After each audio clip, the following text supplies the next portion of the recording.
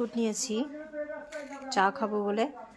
তো সেরুর অবস্থা দেখো, জুতো তারপরে আরও যা জিনিস পাবে সব এভাবে মুখে করে নিয়ে আসবে, দিয়ে চিবাবে, দাঁত সুরসুর করে তাই।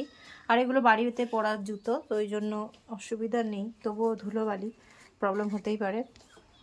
আর এইখানে দেখো দেখো বিস্কুটটা দেখাবো। শেরু, শেরু তুমি বিকু খাবা? বিকু খাবা? হ্যাঁ, আচ্ছা হ্যাঁ বললো কিন্তু। হ্যাঁ বসেছে দেখো, বসেছে দেখো, বসাটা কিন্তু সেই একদম ওর বসা দেখলে আমরা ফিদা হয়ে যাই। দেখি দেখি শেরু, শেরু, শেরু একদম বাচ্চাদের মতন করে বসবে। দেখো বসার টেকনিক দেখো। খাবা বিস্কুট? খাবা তুমি? এই যে এই যে এই যে এই যে ওর এখন বিস্কুটে ইন্টারেস্ট নেই, ইন্টারেস্ট হচ্ছে জুতোতে। দেখবো লাফাবে কেমন, দেখো দেখো। নাও নাও নাও তো, নাও তো শোনা।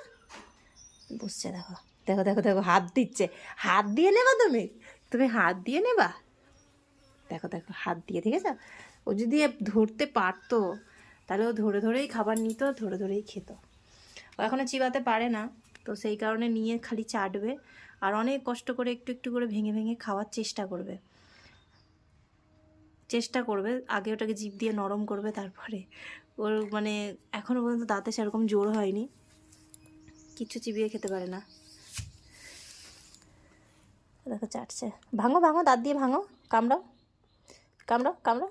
হ্যাঁ গুড বাই গুড বাই। এই তো এই দেখো কামড়েছে। আর ওটাকেই খেতে ওর কতক্ষণ লাগবে দেখো,